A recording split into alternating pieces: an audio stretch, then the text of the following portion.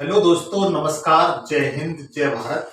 मैं आपके अपने चैनल एम एजुकेशन सफर पर आशा करता हूं कि आप सब लोग ठीक होंगे, अपने अध्ययन कार्य में जुटे होंगे। दोस्तों, मैं जो टॉपिक आपको पढ़ाने जा रहा हूं, वह मेरा टॉपिक है कि जो प्रायद्वीपीय भारत की जो नदियां हैं, जो अरब सागर में आकर गिरती हैं, उनके बारे में आपको मैं आज अध्ययन कराऊंगा। लेकिन अध्ययन कराने से पहले मैं आपसे गुजारिश करना चाहता हूं कि दोस्त मेरे चैनल को अधिक से अधिक शेयर करें, सब्सक्राइब करें, लाइक करें, कमेंट्स करें। दोस्तों, आज मैं इस टॉपिक का अध्ययन करूंगा नदियों के बारे में। इससे पहले मैं प्रायद्वीपीय भारत की जो नदियां थी उनके बारे में एक विस्तृत वीडियो बना चुका हूं, उसका आप पहले जाकर अध्ययन कर लें। लेकिन आज जो बताऊंगा मैं बंगाल जो अरब सागर में जो नदियां गिरती हैं उनके बारे में बखूबी आपको अध्ययन कराऊंगा। तो आइए हम इसका अध्ययन करते हैं। तो सबसे पहले मित्र, हमें प्रायद्वीपीय भारत का मैप बनाना पड़ेगा। हम सबसे पहले प्रायद्वीपीय भारत का मैप बनाते हैं।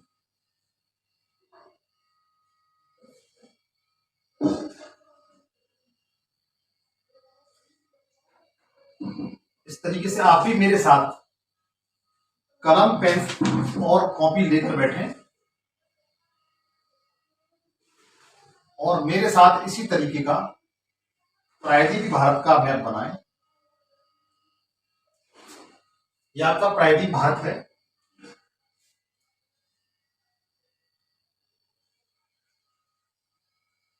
इसका इस तरह से मैप बनाएं।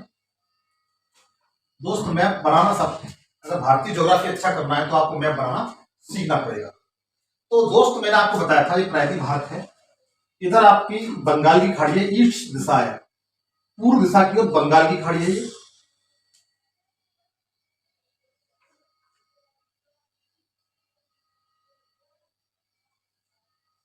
बंगाल की खाड़ी है पूर्व दिशा की ओर, और इधर आपका अरब सागर है। अरब सागर है, ये पश्चिम दिशा की ओर है। मैं तो समझिएगा, इधर से जो आने वाली जो उसमें अरब सागर में नदियां गिरेंगी प्रायद्वीपीय भारत की, मैं हिमालय की नहीं बात कर रहा हूं मित्र, आज प्रायद्वीपीय भारत की जो अरब सागर में नदियां गिरेंगी उनके बारे में आपको अध्ययन कराऊंगा। तो देखिएगा, इसमें सबसे पहले यहां पर आप देखेंगे ये आपका पश्चिमी घाट है। इस तरीके से इससे नदियां इसमें आगे गिरती हैं। कुछ नदियां आपकी अरावली पर्वत श्रेणी से निकल करके यहाँ पर आती हैं। कुछ जो विंध्य पर्वत श्रेणी है उससे निकल कर आती हैं गुजरात राज्य में, कुछ कर्नाटक राज्य में, कुछ गोवा राज्य की हैं, कुछ केरल राज्य की नदियां हैं जिनके बारे में हम आपको अध्ययन कराएंगे। तो सबसे पहले जो नदी का मैं आपको अध्ययन कराऊंगा ये मतलब अरब सागर है। क्या है? अरब सागर। तो सबसे पहले मैं जो आपको अध्ययन कराऊंगा वह राजस्थान से लेकर चलूंगा। किससे? राजस्थान से लेकर चलूंगा। और राजस्थान की एक नदी है लूनी। कौन सी? लूनी। उसके बारे में अध्ययन कराऊंगा मैं। देखिए, लूनी नदी है वो राजस्थान के जो अरावली पर्वत श्रेणी है, विश्व की सबसे प्राचीन पर्वत श्रेणी है अरावली पर्वत श्रेणी। इसके बारे में मैं आपको बता चुका हूं। ये दिल्ली से निकली है, गुजरात तक आती है 880 किलोमीटर की दूरी करते हुए। वर्तमान समय में एक अरावली पर्वत श्रेणी है, वो अवशिष्ट पर्वत है, गुरु शिखर में इसकी सर्वोच्च चोटी है। इसके बारे में बता चुका हूं। उसी के पास से राजस्थान जो अजमेर है, राजस्थान का एक जिला है अजमेर। अजमेर से एक नदी निकली हुई है जिसे लूनी नदी कहते हैं। क्या कहते हैं? लूनी नदी कहते हैं। और यह नदी राजस्थान की सबसे लंबी नदी है। यद्यपि यह नदी आपकी अरब सागर में आकर नहीं गिरती, उससे पहले ही ये कच्छ के रन में, मतलब गुजरात में ही कच्छ के रन में, या उसे कच्छ के रन के पास मिनी रन है, वहां पर आकर के ये विलीन हो जाती है, समाप्त हो जाती है, क्योंकि यह एक मौसमी नदी है। एक पॉइंट मित्र आपको और बताता चलूं मैं, जितनी भी पश्चिमी घाट की नदियां हैं उसमें नर्मदा और ताप्ती को छोड़ करके, फिर एक बात सुनिए, फिर एक बात समझिए, पश्चिमी घाट की जो नदियां अरब सागर में आकर गिरती हैं उनमें नर्मदा और ताप्ती नदी को छोड़कर से सभी नदियां मौसमी नदियां हैं। मतलब बरसात के समय यह नदियां अपना जल आगे ले जाती हैं, और जैसी बरसात खत्म हो जाती है, मौसम चेंज होता है, उसके अनुसार इसमें पानी सूख जाता है, जल सूख जाता है। इसलिए जो अरब सागर में गिरने वाली जो प्रायद्वीपीय भारत की नदियां हैं, नर्मदा और ताप्ती को छोड़ करके, वह नदियां मोस्टली मौसमी नदियां हैं। कैसी नदियां हैं? मौसमी नदियां हैं। तो मित्र, इसी तरीके से लूनी आपकी कैसी नदी है? मौसमी नदी है। तो देखिए ये कहां से निकली है वो आपको बताता हूं सबसे पहले। जैसे ये आपने देखा, ये राजस्थान वाला क्षेत्र है, ये गुजरात है। गुजरात का यहाँ पर ये कच्छ का रण है, कच्छ प्रायद्वीप, कच्छ का प्रायद्वीप है। और ये सौराष्ट्र प्रायद्वीप है। क्या मित्र? सौराष्ट्र प्रायद्वीप। प्रायद्वीप उसे कहते हैं जिसके तीनों तरफ जल हो। जैसे द्वीप किसे कहते हैं? द्वीप उसे कहा जाता है जिसके चारों तरफ जल हो। प्रायद्वीप उसे किसे कहा जाता है? प्रायद्वीप उसे कहा जाता है जिसके तीनों दिशाओं में जल हो। जैसे ये क्षेत्र आप देख रहे होंगे, यहां इधर जल है अरब सागर का, यहां पर भी आपका जल है। ये कच्छ का प्रायद्वीप है। कौन सा? कच्छ का प्रायद्वीप है। समझिए एक बात, ये कौन सा प्रायद्वीप है? कच्छ का प्रायद्वीप, कच्छ प्रायद्वीप। और ये सौराष्ट्र का प्रायद्वीप है। कौन सा है? सौराष्ट्र का प्रायद्वीप है।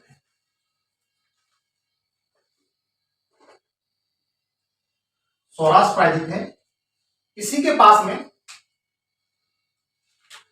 ये मित्र कच्छ की खाड़ी है। क्या है? कच्छ की खाड़ी है, कच्छ की खाड़ी। और यहां पर ये खंबात की खाड़ी है। किसकी खाड़ी है? खंबात की खाड़ी। देखिए ये ऊपर है तो सबसे पहले का आता है, तो कच्छ की खाड़ी ऊपर वाली है। और उसके बाद में खा आता है तो खंबात की खाड़ी। आप इतना समझ चुके होंगे। तो देखिए यहां पर एक पर्वत श्रेणी निकली हुई है, यहां तक आती है राजस्थान से। ये आपकी अरावली पर्वत श्रेणी। कौन सी है? अरावली, अरावली श्रेणी है। अवशिष्ट पर्वत है मित्र ये। इसी के पास में मित्र, इसी के पास में अजमेर से, यहां से अजमेर से, कहां से? अजमेर से। मान के चलिए यहां पर अजमेर है। ठीक है, अजमेर, अजमेर। अजमेर के पास जिले के अंदर एक पुष्कर झील है। कौन सी झील है मित्र? पुष्कर झील है। ये अजमेर है, इसके पास में एक पुष्कर झील है। पुष्कर झील। कौन सी झील है मित्र? पुष्कर झील है। तो पुष्कर झील से एक नदी इस तरह से निकली हुई है। एक मिनट, इसको अरावली बढ़ाना पड़ेगा मित्र।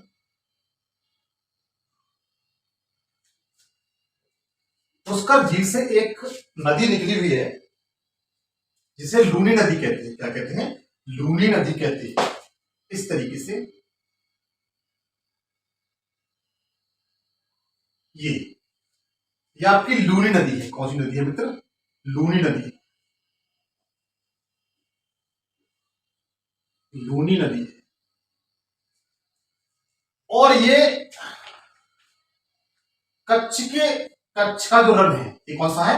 कच्छ का प्रायद्वीप है ये।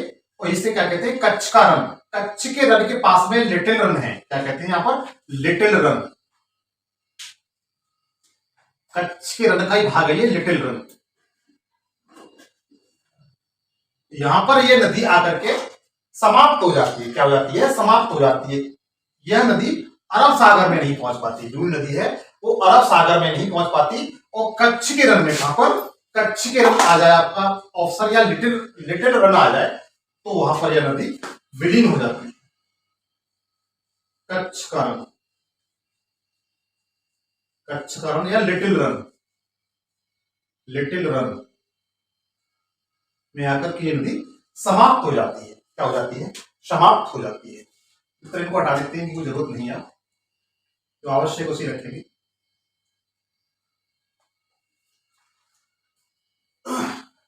तो इस नदी का उद्गम कहां से हुआ है मित्र? पुष्कर झील से हुआ है। कहां से हुआ है? पुष्कर झील से हुआ है। तो आप लिख सकते हैं लूनी नदी के बारे में। नदी कौन सी है? लूनी, लूनी नदी।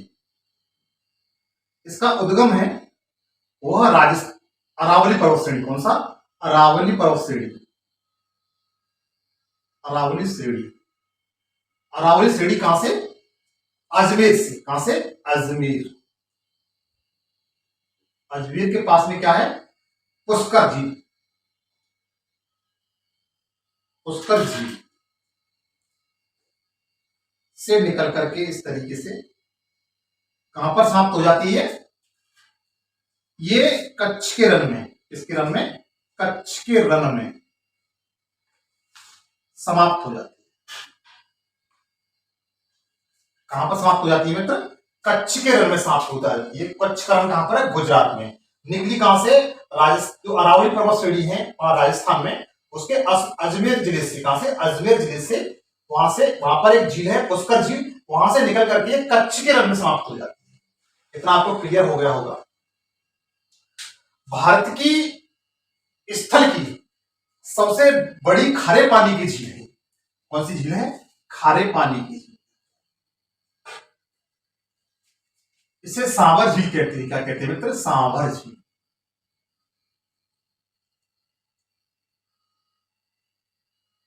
समझिए मित्र, ये जिस जगह से निकलती है उससे आगे बढ़ करके यह सांभर झील जो अजमेर के पास में ही है, उसमें आकर के उसमें होकर के प्रवाहित होती है और बढ़कर के यहां से क्योंकि सांभर झील भारत की स्थल की सबसे बड़ी खारे पानी की झील है। कैसी झील है? खारे पानी की झील है। अगर आपसे क्वेश्चन पूछा जाता है कि आप ये बताइए भारत की स्थल की सबसे बड़ी खारे पानी की झील कौन सी है, तो राजस्थान के आप सांभर झील बताइए। कौन सी बताएंगे? सांभर झील बताएंगे। अगर लेगुन झील पूछा जाए तो उड़ीसा की जो झील है उसके बाद उसे बताएंगे। तो देखिएगा, ये जहां से निकली है वहां से मीठा जल लेकर के आती है। कैसा जल लेकर के आती है? मीठा जल लेकर के आती है। और यह इसमें नदी, इस झील में मिलने के कारण ये आगे बढ़ती है तो यह नदी नमकीन हो जाती है, अर्थात लवणी हो जाती है। इस कारण इस नदी को लवणी नदी भी कहते हैं। कैसी नदी कहते हैं? लवणी नदी भी कहते हैं। तो इसकी थोड़ी सी विशेषता आप जान लें, इसके बारे में लिखाऊंगा तो लिख लीजिए। सबसे पहले आप देखिए, आप लूनी नदी के बारे में, इसका उद्गम देखिए। उद्गम है इसका अजमेर पुष्कर झील। कहां से? अजमेर पुष्कर झील। झील समाप्त होती है कहां समाप्त होती है? कच्छ के रण में। कच्छ का रण या लिटिल रन, लिटिल रन में समाप्त हो जाती है। ठीक है, उसके बाद इसकी विशेषता मित्र क्या है? राजस्थान की सबसे बड़ी नदी है।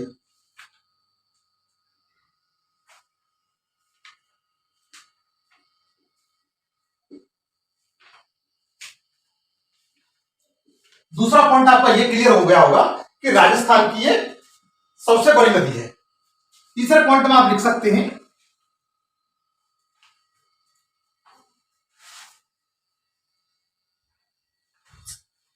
यह नदी सांभर झील, सांभर झील से होकर गुजरती है। ये पॉइंट आपको क्लियर हो गया होगा। जहां से ये निकली है वहां पर से मीठा पानी लेकर के आती है और जैसे ही सांभर झील प्रवेश करती है उसके बाद इसका पानी नमकीन हो जाता है, लवणी हो जाता है। इसलिए यह नदी दोनों प्रकार का जल, दोनों प्रकार का जल मतलब साधारण और लवण, नमकीन, दोनों प्रकार का जल निकल के आती है। यद्यपि इसमें लवणी की मात्रा अधिक होने के कारण इसे लूनी नदी को लवणी नदी भी कहा जाता है। कैसी नदी कहा जाता है? लवणीय नदी भी कहा जाता है। साल्ट रिवर भी कहती है। क्या कहते हैं? साल्ट रिवर भी कहते हैं।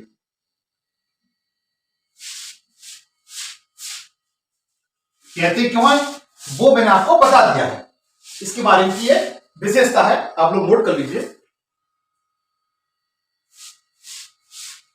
इसके साथ साथ आप ये भी लिख सकते हैं, ये मौसमी नदी है। कैसी नदी है? मौसमी नदी है। ये भी आप नोट कर सकते हैं, कैसी नदी है? मौसमी नदी है मित्र, नोट कर लीजिए इसमें।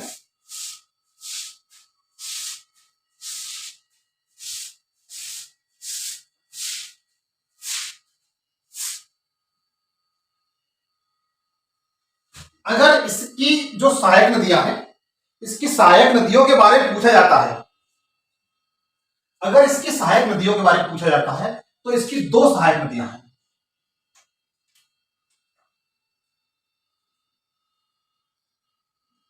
इस तरीके से इसकी दो सहायक नदियां हैं। एक का नाम सकरी है। क्या है? सकरी, सकरी सहायक नदी है। एक जवाई है। कौन सी? जमाई नहीं, जवाई, जवाई नदी, नदी। तो इसकी जो लूनी नदी की दो सहायक नदियां हैं, एक सकरी और एक जवाई, इसकी दो प्रमुख सहायक नदियां हैं। राजस्थान की सबसे बड़ी नदी है, ये मैंने आपको बता दिया। आप इसका स्क्रीनशॉट ले लीजिए, नोट कर लीजिए।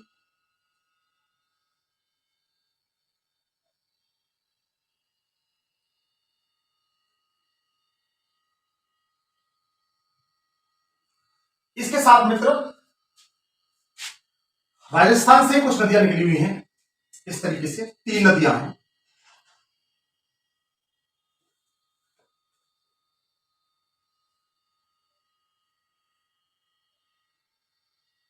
ये तीन नदियां हैं और तीनों नदियां कच्छ के रण में या लिटिल रण में ही समाप्त हो जाती है। जिस तरीके से यह समाप्त होती है लूनी नदी, उसी तरीके से यह नदी भी, जिसमें तीन नदियां, सबसे पहले पश्चिमी बनास नदी, पश्चिमी बनास नदी है इसका नाम। कौन सी? पश्चिमी बनास नदी। इसके बाद सरस्वती नदी,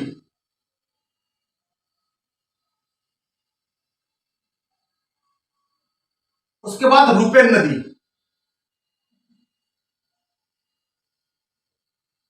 रूपेन नदी। ये तीनों नदियां, यह हालांकि इसकी सहायक नदियां नहीं है, लेकिन जहां पर लूनी नदी समाप्त होती है कच्छ के रण पर, वहीं पर ये तीनों नदियां आकर के समाप्त हो जाती हैं। इसमें एक पश्चिमी बनास नदी है, एक सरस्वती नदी है और एक रूपेन नदी है। कौन सी? रूपेन नदी है, जो आकर के यहां पर ये समाप्त हो जाती है। क्या हो जाती है? समाप्त हो जाती है। तो मित्र आप इसका स्क्रीनशॉट ले लीजिए।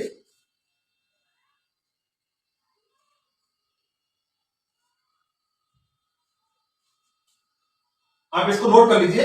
इसके बाद बताऊंगा मैं आपको, ये मिटाना पड़ेगा मित्र थोड़ा सा, जो और नदियां भी हैं।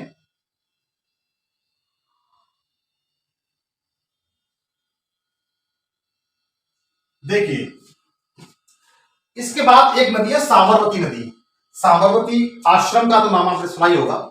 महात्मा गांधी ने साबरमती नदी के तट पर साबरमती आश्रम की स्थापना की थी। तो उसी के नाम पर स्थापना की थी। तो यह नदी, जो साबरमती नदी है, यह भी अरावली से निकली हुई है। कहां से निकली हुई है? अरावली के पास से ही निकली हुई है। इसका नाम साबरमती नदी है। और इस तरीके से निकल करके यह नदी आपकी खंबाती खाड़ी में गिर जाती है। कहां गिर जाती है? खंबाती खाड़ी में गिर जाती है। इसका नाम क्या है? साबरमती नदी है।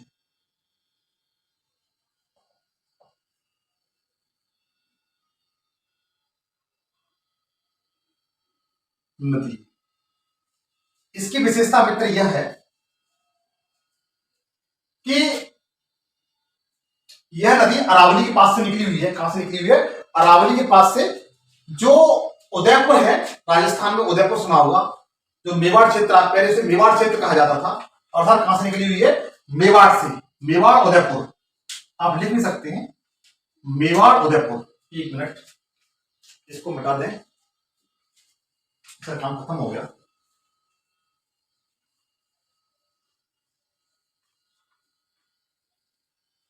देखिएगा, नेक्स्ट नदी है साबरमती नदी।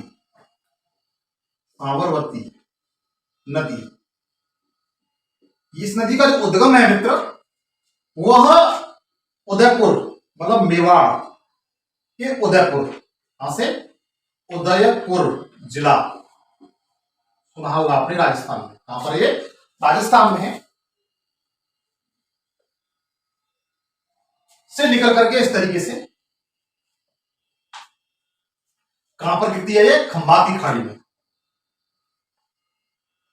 खम्मात की खाड़ी में गिर जाती है।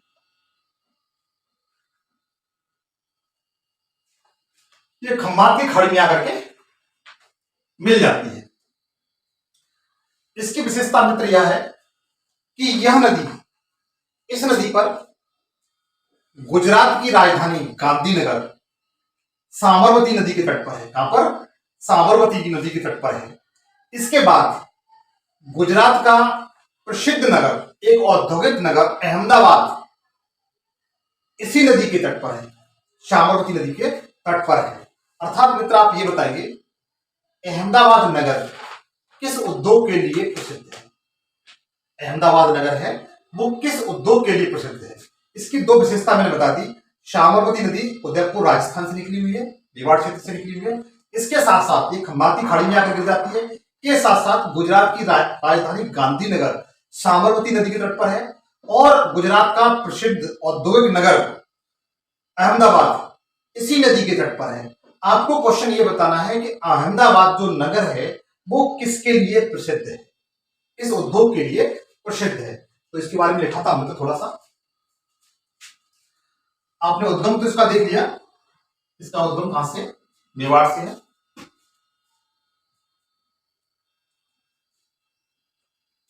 इस पर देखिए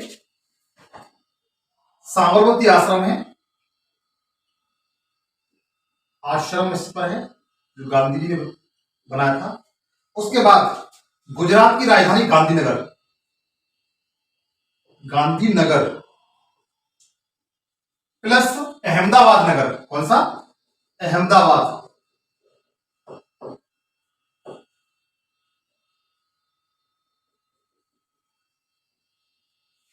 गांधीनगर और अहमदाबाद नगर आपके साबरमती नदी के तट पर है। किस पर है? साबरमती नदी के तट पर है। इसकी विशेषता है, क्या है इसकी विशेषता है?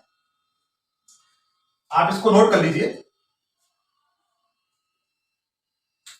उसके बाद देखिए मित्र, नेक्स्ट जो नदी बताऊंगा मैं वह माही नदी है। कौन सी है? माही नदी है। माही नदी के बारे में आपने जरूर सुना होगा।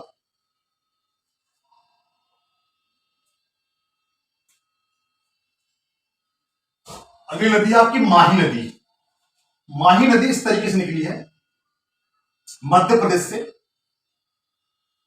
बिंद श्रेणी है। कौन सी श्रेणी है? बिंद श्रेणी है। इस तरीके से निकली हुई है। मित्र आपने देखा होगा जो बिंद पर्वत श्रेणी से निकलने वाली नदियां उत्तर की ओर प्रवाहित होती है। किधर होती है?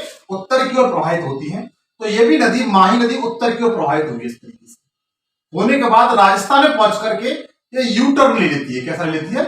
यू टर्न इस तरीके से ले लेती है। तो मध्य प्रदेश, राजस्थान, और उसके बाद यह नदी खम्बात की खाड़ी में आकर गिर जाती है। कहां पर? खम्बात की खाड़ी, महाराष्ट्र गुजरात में खम्बात की खाड़ी में आकर गिर जाती है। कहां से निकली हुई है? मध्य प्रदेश में जो मालवा का पठार है, विंध्याचल पर्वत श्रेणी है, वहां से यह नदी निकली हुई है। इसका नाम माही नदी है। कौन सी नदी है? माही नदी। इसकी विशेषता आपको पता होगा, तो हम माही नदी के बारे में बताते हैं। माही नदी सबसे पहले उद्गम इसका कहां पर हुआ है? उद्गम हुआ है विंध्य श्रेणी से। कहां से? विंध्य श्रेणी। विंध्य श्रेणी से इसका उद्गम हुआ है। और विंध्य श्रेणी कहां पर? मध्य प्रदेश में। कहां पर? एमपी से। एमपी का एक धार जिला है। कौन सा जिला है मित्र? धार जिला। और धार जिला में एक झील है। क्या है? झील है। उस झील का नाम मेहर झील है। कौन सा है? इसका नाम मेहर झील।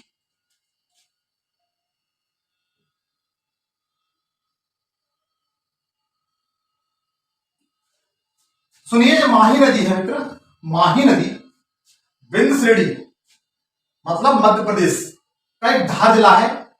धार जिले में मेहर झील है, वहां से इस तरीके से निकलती है। और आपकी खंबात की खाड़ी, कहां पर?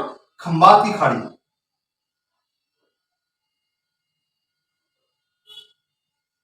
खंबात की खाड़ी में आकर किस तरीके से गिर जाती है, क्या कर जाती है, खंबात की खाड़ी में आकर किस तरीके से गिर जाती है। तो आपने इसका उदय देख लिया और इसका अंत देख लिया, कहां पर ये खंबात की खाड़ी में आकर के ये गिर जाती है। इस तरीके से यह नदी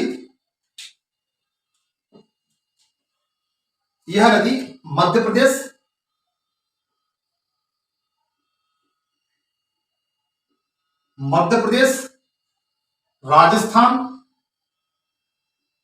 और गुजरात, तीन राज्यों में होकर के प्रवाहित होती है। यह तीन राज्यों में होकर के प्रवाहित होती है। इसकी प्रमुख विशेषता यह है इस नदी की कि यह नदी कर्क रेखा को दो बार काटती है। कौन सी? कर्क रेखा को दो बार, कर्क रेखा को दो बार काटती है।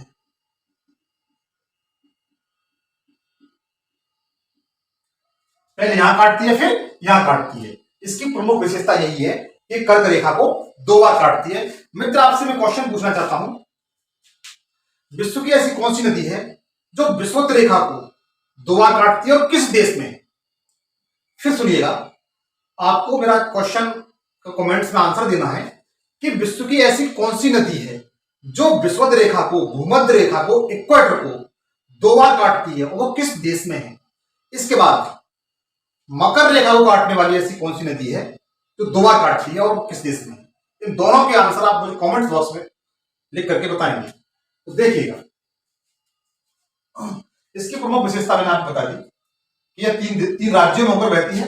बिंद श्रेणी से जो मध्य प्रदेश का एक जिला है धार, वहां पर बेहद झील है, वहां से निकली है, खंबात की खाड़ी में गिर जाती है, कर्क रेखा को दो बार काटती है। इसकी प्रमुख विशेषता है।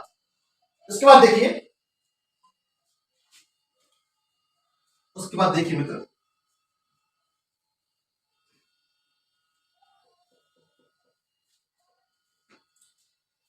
यहां पर आपने देखा होगा इस तरीके से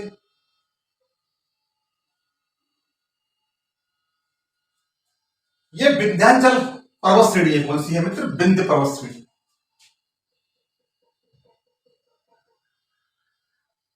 विंध्य पर्वत श्रेणी, विंध्य श्रेणी, ये विंध्य श्रेणी है।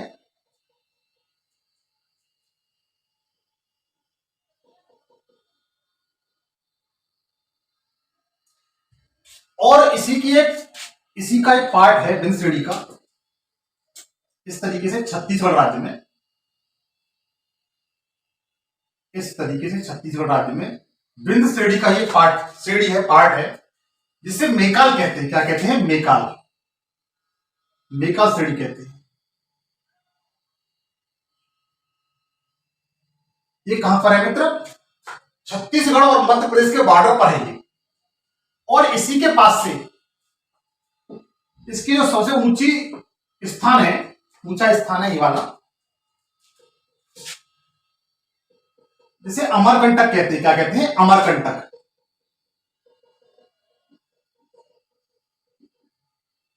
और अमरकंटक मध्य प्रदेश, एमपी प्लस छत्तीसगढ़, ये बॉर्डर पर है। कहां पर है? एमपी और छत्तीसगढ़ के बॉर्डर पर है अमरकंटक। वहीं से एक नदी इस तरह से निकली हुई है,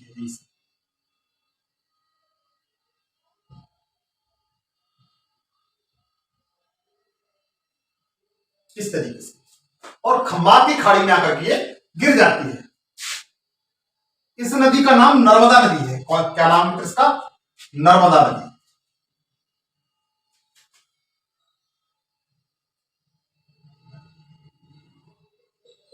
यहां पर नहीं, ये आपकी नर्मदा नदी है, नर्मदा नदी है। इसका उद्गम है नर्मदा नदी का, वो मेकाल श्रेणी की जो सर्वोच्च चोटी है अमरकंटक, वहां से निकली हुई है, जो एमपी और छत्तीसगढ़ के बॉर्डर पर है और खंबात की खाड़ी में आकर के गिर जाती है। तो आप इसके बारे में थोड़ा सा देखेंगे। नर्मदा नदी, इसका उद्गम कहां से है? अमरकंटक से। कहां से मित्र? अमरकंटक। अमरकंटक मैंने आपको बता दिया है, ये एमपी में है, वहां से निकलती है इस तरीके से और खंबाती खाड़ी में गिर जाती है। कहां गिर जाती है? खंबाती खाड़ी में।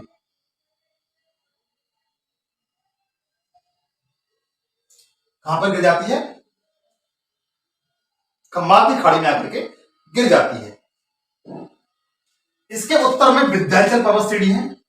इसके उत्तर में विंध्याचल पर्वत श्रेणी है। कौन सी श्रेणी है? विंध्याचल पर्वत श्रेणी।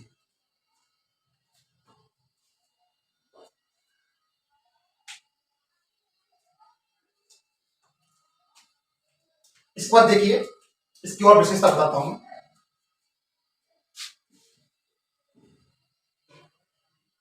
इतना तो आप समझ गए होंगे। इसके बाद एक श्रेणी और है, ये विंध्य श्रेणी है।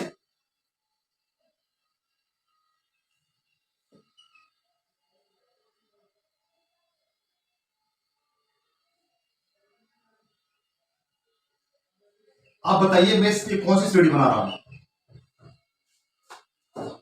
ये सतपुड़ा है। कौन सी है? सतपुड़ा रेंज है, सतपुड़ा पर्वत, सतपुड़ा श्रेणी। ये सतपुड़ा श्रेणी है मित्र, सतपुड़ा श्रेणी। तो इसकी विशेषता यह है कि यह नदी विंध्य श्रेणी प्लस सतपुड़ा श्रेणी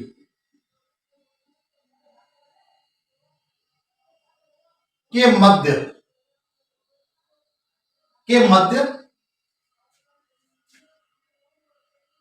प्रभावित होने वाली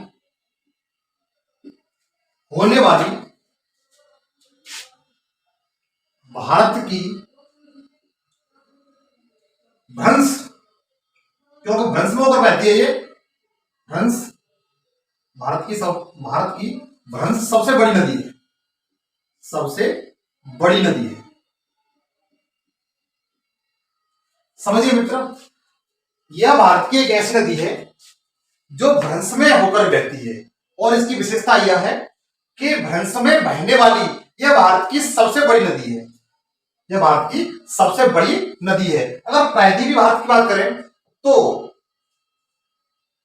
इससे पहले गोदावरी, कृष्णा और उसके बाद नर्मदा का नंबर आता है।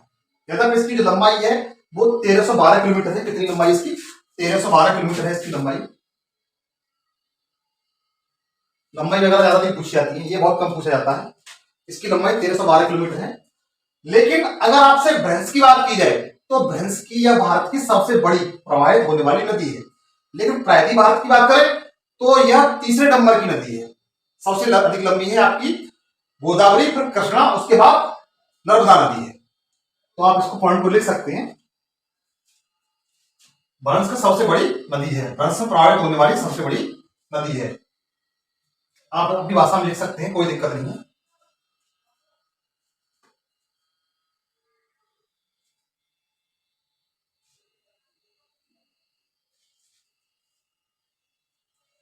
आप ये भी लिख सकते हैं,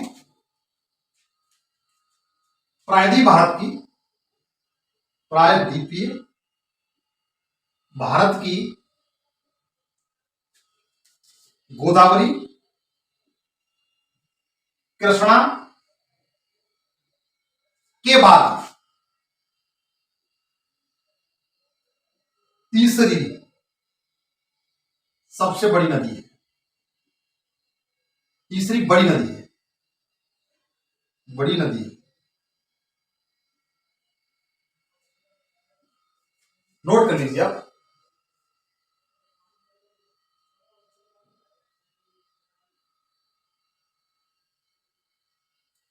इसकी दूसरी विशेषता मित्र यह है कि इसकी दूसरी विशेषता मित्र यह है, थोड़ा सा मिटाता हूं मैं,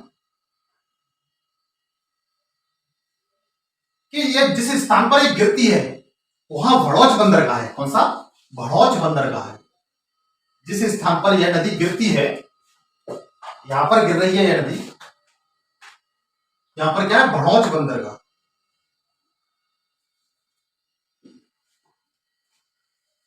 इतना समझ गए होंगे। जहां पर इसका मुहाना है, जहां पर इसका मुहाना है वहां पर भ्रौच बंदरगाह है। कौन सा बंदरगाह है? भ्रौच बंदरगाह। एक बात मित्र और आपको बताऊंगा मैं कि जो पश्चिमी अरब सागर में गिरने वाली जो भी नदियां हैं वह नदियां एक्चुअली का निर्माण करती है। किसका? एक्चुअली का निर्माण करती है, डेल्टा का निर्माण नहीं करती। किसका? डेल्टा का निर्माण नहीं करती। तो इधर साइड की जो नदियां हैं वो मौसमी नदियों के साथ साथ कैसी हैं? एक्चुअली का निर्माण करती हैं, डेल्टा का निर्माण नहीं करती हैं। तो देखिएगा इसके मुहाने पर क्या है? भ्रौच बंदरगाह है। तो आप लिख सकते हैं नर्मदा नदी के तट पर, नर्मदा नदी के मुहाने पर, मुहाना जहां गिरता है, गिरती वही तो मुहाना होता है, मुहाने पर भ्रौच बंदरगाह है, बंदरगाह है। नोट कर लीजिए मित्र।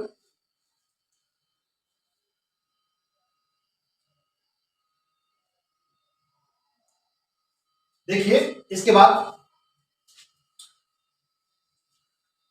यह नदी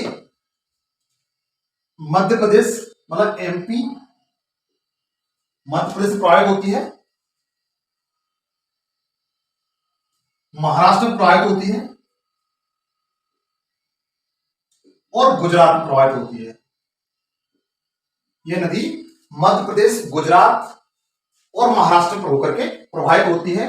इस पर कुछ परियोजना भी है, जैसे इस पर कुछ परियोजना भी है, जैसे सरदार सरोवर परियोजना, सरदार सरोवर परियोजना। अगर पूछा जाता है सरदार सरोवर परियोजना किस नदी पर है तो आप बता सकते हैं कि यह नर्मदा नदी पर है। किस पर है? नर्मदा नदी पर है। इस पर एक जलप्रपात भी है। कैसा है? जलप्रपात भी है। तो उसके बारे में लिख लीजिए। मध्य प्रदेश के किसके? मैं तो ऊपर लिखता हूं तो आपको शायद दिखाई नहीं दे, लेकिन मेरे साथ आप नोट करते जाएं। नर्मदा नदी पर मध्य प्रदेश के जबलपुर जिले में, इसमें जबलपुर जिले में धुआंधार जलप्रपात है। कौन सा? धुआंधार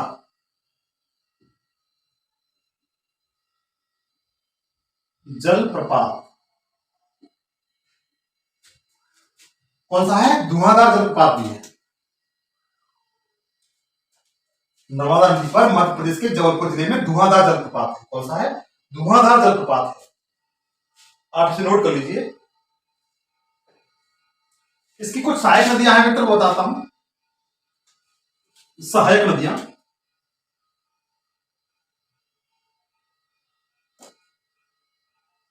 इसकी कुछ सहायक नदियां छोटी छोटी है, हालांकि इस तरीके से छोटी छोटी सहायक नदियां हैं। तो आप इसे नोट कर लीजिए। जैसे शेर है, पूछी जाती है शेर, शक्कर,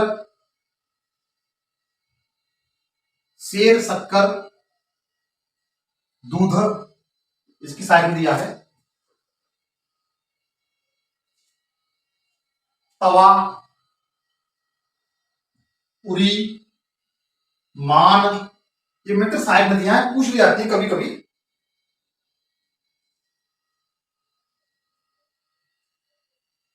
ये दूधी है मित्र। हरना, हथनी, ये इसकी सहायक नदियां हैं। हरना, हथनी, तवा, उरी, शेर, शक्कर, ये इसकी सहायक नदियां हैं। एक नदी और है कोलार, पूछ जाती है कोलार, ये इसकी सहायक नदियां हैं। आप फिर नोट कर लीजिए मित्र।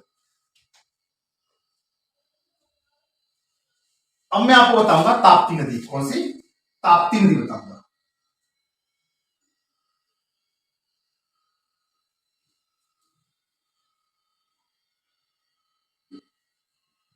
अब मैं आपको ताप्ती नदी बताऊंगा।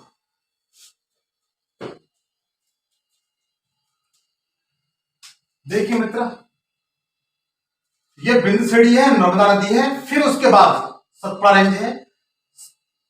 सतपुड़ा रेंज के पास से, यहां से मध्य प्रदेश के बैतूल से, कहां से, मध्य प्रदेश के बैतूल से इस तरीके से एक नदी निकली है जिसे तापी नदी कहते हैं, ताप्ती नदी कहते हैं। ये कौन सी नदी है? ताप्ती नदी है, या तापी नदी बोलते हैं इसे, तापी या ताप्ती, बात एक है। कहां से निकली है ये ताप्ती नदी? इसका जो उद्गम है,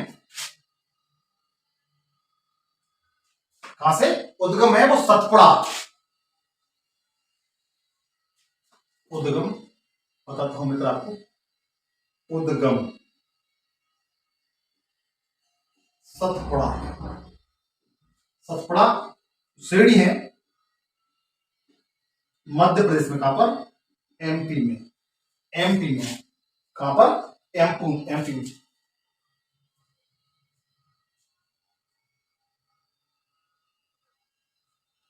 एमपी में मित्र बैतूल पठार है। कौन सा? बैतूल पठार के पास मुल्ताई नामक स्थान से निकली है। कहां से? मुल्ताई नामक स्थान से।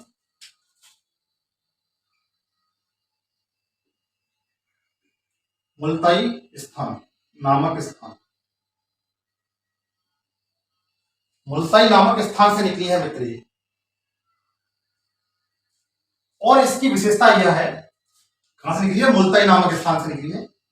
इसकी विशेषता यह है कि यह महाराष्ट्र राज्य में सबसे अधिक बहती है। इसकी लंबाई लिख सकते हैं, इसका प्रवाह महाराष्ट्र में सर्वाधिक है। इसका प्रभाव मित्र कहां पर है? सबसे अधिक महाराष्ट्र में है। तो सबसे अधिक कहां बहती है? महाराष्ट्र में। निकली कहां से? यह मध्य प्रदेश के बैतूल पठार से, बैतूल पठार से एक मुल्ताई नामक स्थान से निकली हुई है। इसे आप नोट कर लीजिए।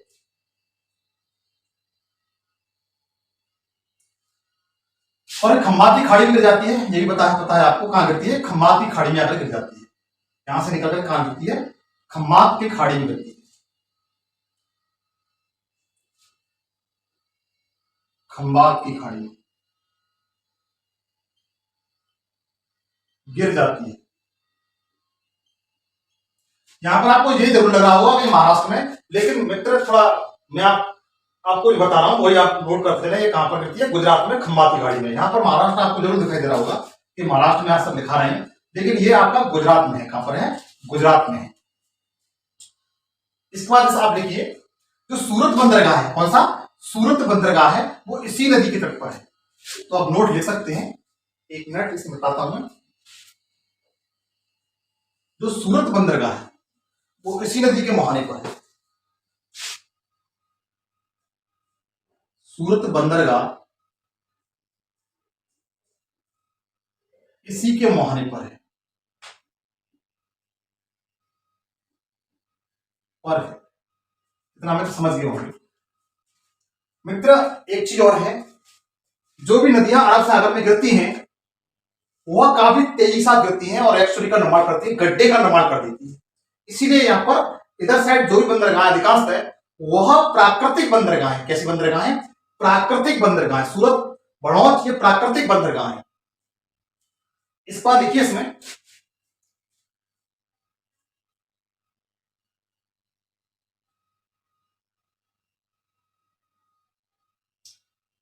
इसके जो नीचे इस तरीके से एक सीढ़ी है जिसे सतमाला, क्या कहते हैं? सतमाला या हरिश्चंद्र की पहाड़ियां यहीं पर है। हरिश्चंद्र की पहाड़ियां, कौन सी? हरिश्चंद्र की पहाड़ियां। और यह किन किन दो सीढ़ियों के बीच में बहती है? एक तो सतपुड़ा और सतमाला। सतपुड़ा और सतमाला की पहाड़ियों से के बीच होकर प्रवाहित होती है। तो लिख सकते हैं, यह नदी सतपुड़ा प्लस सतमाला, सतमाला के मध्य होकर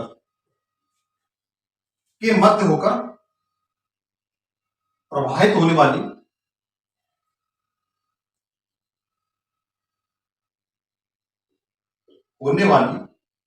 भ्रंश नदी है। कौन सी नदी है? भ्रंश नदी है।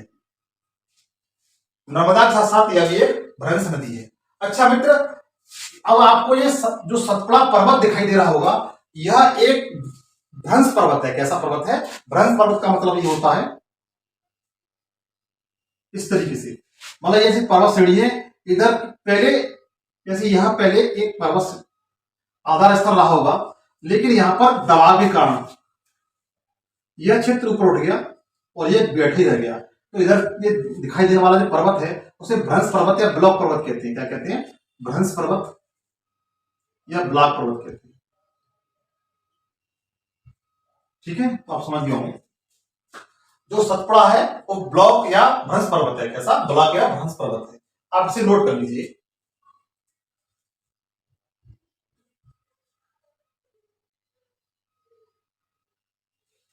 नोट कर लीजिए। इसके बाद इस पर कुछ परियोजना है, वो भी लिखाता हूं। ककरापारा, ककरापारा परियोजना और उकई, उकाई, उकई या उकाई परियोजना आपकी ताप्ती नदी पर है। किस पर नदी पर है? ताप्ती नदी पर है। हालांकि मैं इन परियोजना का एक अलग से क्लास लूंगा, वीडियो बनाऊंगा, बताऊंगा, लेकिन आप कुछ समझते चलिए। अब मित्र बताता हूं मैं आपको, थोड़ा सा और है। ये आपका गोवा राज्य है, महाराष्ट्र में खास नहीं है, ये आपका गोवा राज्य है।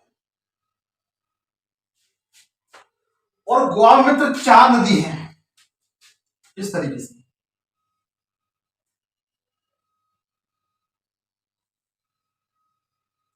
इस तरीके से 4 नदियां हैं। अच्छा, ऐसे आकार को मैंने आपको बताया था प्रवाह में, प्रवाह प्रतिरूप में, तो ऐसे आकार को हम क्या कहते हैं? आप कमेंट्स करके बताइए।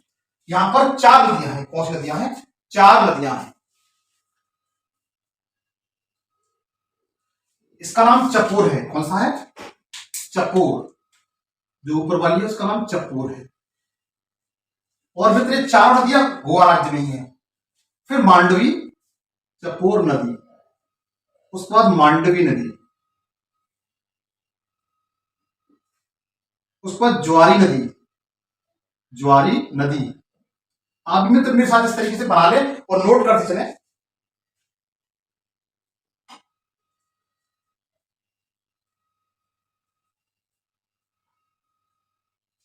आप भी मेरे साथ इस तरीके से बना लें और नोट करते चलें।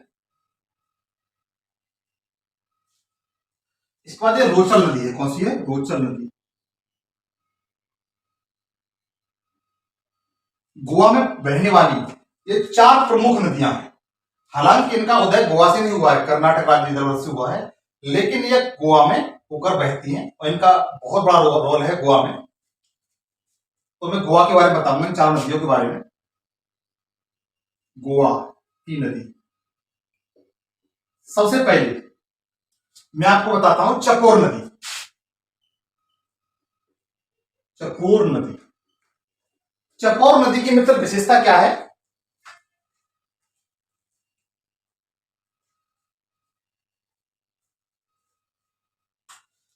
चकोर नदी की मित्र विशेषता यह है कि यह गोवा राज्य की सबसे उत्तरी नदी है। गोवा की सबसे उत्तरी नदी, थोड़ा थोड़ा लिख देते हैं, नदी है। और कोई खास विशेषता नहीं है, तो इंपोर्टेंट है वो बताऊंगा आपको। इंपोर्टेंसी जो इंपोर्टेंट है वही बताऊंगा।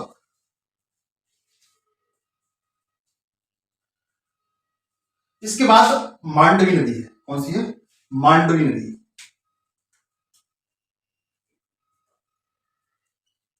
नदी, इसकी विशेषता यह है कि गोवा की जीवन रेखा नदी है। कौन सी है? गोवा की जीवन रेखा नदी है। गोवा की राजधानी पणजी। कौन सी? पणजी इसी नदी के तट पर है। पणजी इसी नदी के, इसी नदी के तट पर है। ये भी क्लियर हो गया होगा। गोवा की जीवन रेखा नदी है और ये जो पणजी है इसकी राजधानी वो इसी के तट पर है। इसके साथ आपने गोवा का नाम सुना होगा। गोवा का एक शहर है वास्को डिगामा। यूरोप का भारत में आने वाला प्रथम व्यापारी था जो पुर्तगाल का था, वास्को डिगामा। वास्को डिगामा शहर मांडवी नदी के तट पर है। वास्को डिगामा शहर मांडवी नदी के तट पर है, नदी के तट पर है। आपको मित्र कमेंट्स करके ये बताना है कि वास्को डिगामा भारत कब आया था और कौन से तट पर आया था और सबसे पहले उसकी मुलाकात किससे हुई थी, ये आपको कमेंट्स करके बताना है। तो मांडवी नदी के बारे में आपको बता दिया। अब मैं बताता हूं ज्वारी नदी के बारे में। कौन सी? ज्वारी नदी के बारे में।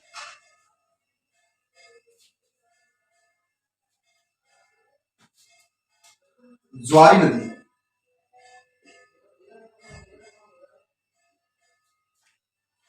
यह गोवा की सबसे बड़ी नदी है। पहला पॉइंट, यह गोवा की सबसे बड़ी नदी है। सबसे बड़ी नदी आप लोग नोट कर लें, यह गोवा की सबसे बड़ी नदी है।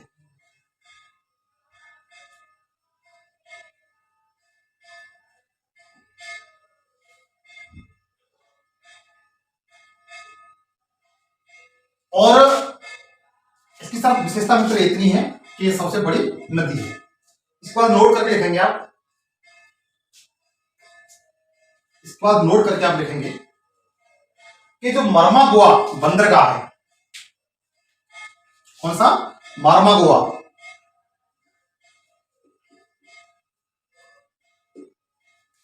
बंदरगाह।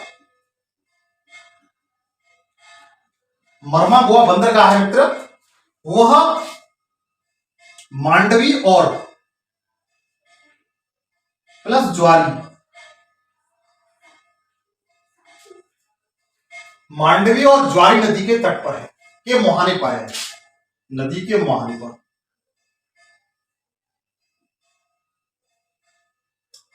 जो मरमा गोवा बंदरगाह है वो मांडवी और ज्वारी नदी के मुहाने पर है। कहां पर है?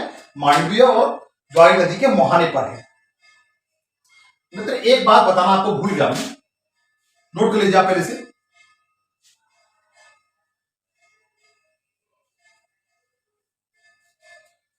कि जो मांडवी नदी है, जो मांडवी नदी है, इसका जो उद्गम है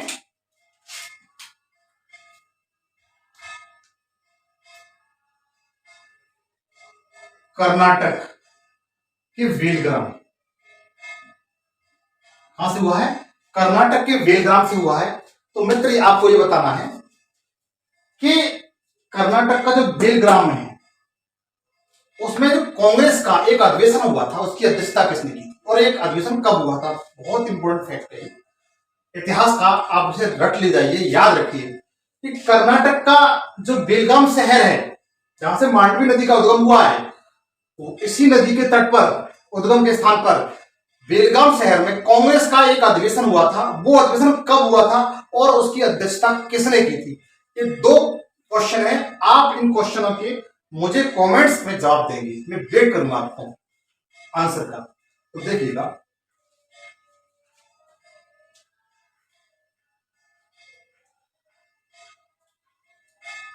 यहां पर मैंने आपको 4 नदियां बताई, चपोर, मांडवी, ज्वारी और लोचल। आप लोग याद रखेंगे इनके बारे में, गोवा की 4 नदियों के बारे में।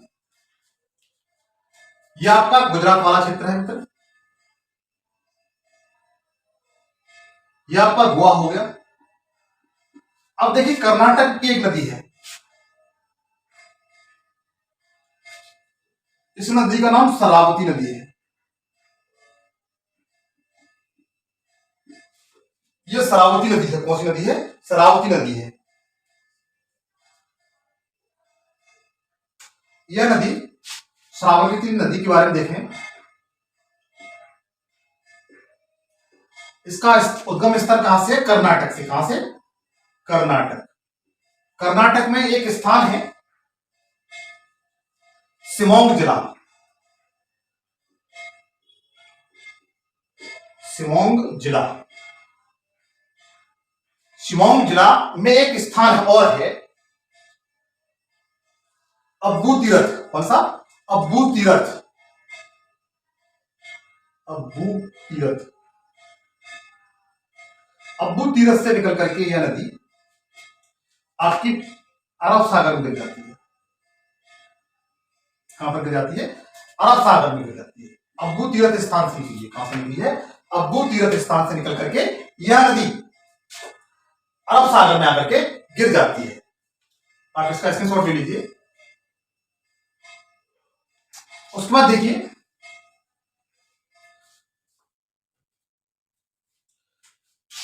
भारत का सबसे ऊंचा जलप्रपात, जलप्रपात या झरना, क्या नाम है मित्र? जोग जलप्रपात।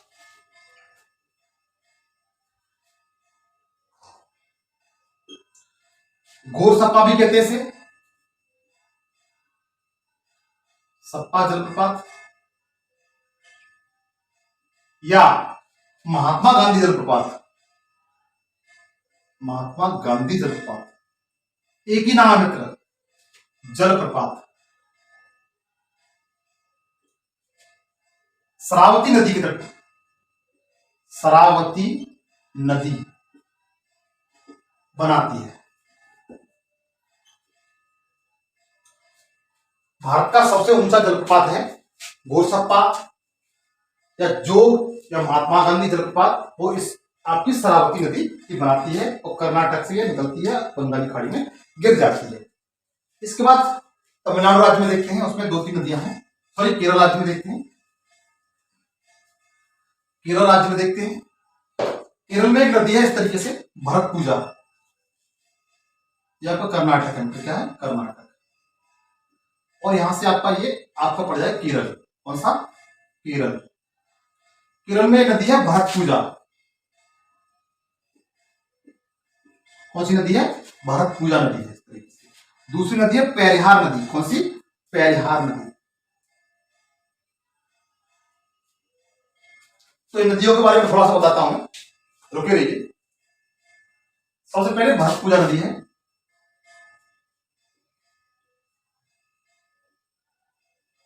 यह अन्नामलाई पर्वत से निकली है। कहानी किससे निकली है? अन्नामलाई। अन्नामलाई शिरडी से निकली है और आपकी अरब सागर में आकर के गिर जाती है। ये तो पॉइंट आपका एकदम क्लियर हो गया। इसके बाद भरतपुजा नदी है। इंपॉर्टेंट फैक्ट है, समझिए मेरे मित्र, लास्ट पॉइंट चल रहा है लेकिन इंपॉर्टेंट फैक्ट है इसमें, समझिए। यह केरल की सबसे बड़ी नदी है। नदी है यह केरल की सबसे बड़ी नदी है, सबसे लंबी नदी है। क्वेश्चन आप गलत कर देते 100%। अधिकांश लोग पेरियार नदी को लगाते हैं। केरल की सबसे लंबी नदी है, बड़ी नदी कौन सी है? पेरियार। जबकि वो आपका क्वेश्चन गलत हो जाता। जबकि केरल की सबसे बड़ी नदी है वो भरतपुजा नदी है। कौन सी है? भरतपुजा नदी है। उसके बाद देखिए पेरियार नदी।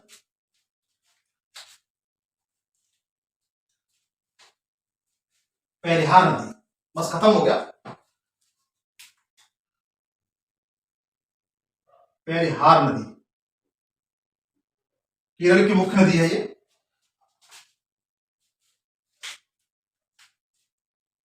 यह केरल की दूसरी स्वच्छ दूसरी बड़ी नदी है। यह स्वच्छ नदी है। कैसी है? स्वच्छ नदी है। इसकी प्रमुख विशेषता है इसकी स्वच्छ नदी है।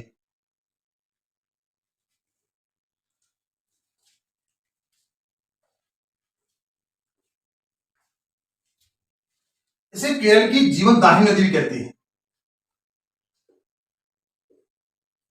केरल की जीवन दाहिनी नदी कहती है। इसके बाद इडुक्की परियोजना है मित्र, इडुक्की परियोजना।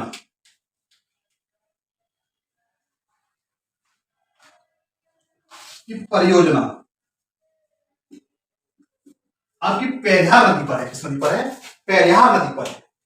इडुक्की परियोजना पेरियार नदी पर है। तो मित्र आज के लिए मैं आपको इतना ही बताऊंगा। नेक्स्ट वीडियो में आपको जो बंगाल की खाड़ी की तरफ जो नदियां गिरती हैं उनके बारे में बताऊंगा, और आशा करता हूं कि आप मेरे वीडियो को अधिक से अधिक शेयर करेंगे, सब्सक्राइब करेंगे, लाइक करेंगे, कमेंट्स करेंगे, क्योंकि आप मुझे अपना जो भाई मानते हैं, बड़ा भाई या छोटा भाई, इस तरीके से दोस्त मानते हैं, मेरा ये काम जरूर करेंगे कि मेरी वीडियो को अधिक से अधिक शेयर, सब्सक्राइब, लाइक, कमेंट्स करेंगे, और आशा करता हूं आप इस काम को जरूर करेंगे। तो मित्र आज के लिए इतना ही। नेक्स्ट वीडियो में एक शानदार वीडियो के साथ मैं आपके सामने पेश हूंगा। इसमें आपको मैं जो बंगाल की खाड़ी की तरफ नदियां गिरती हैं उसके बारे में बताऊंगा। तो जय हिंद, जय भारत।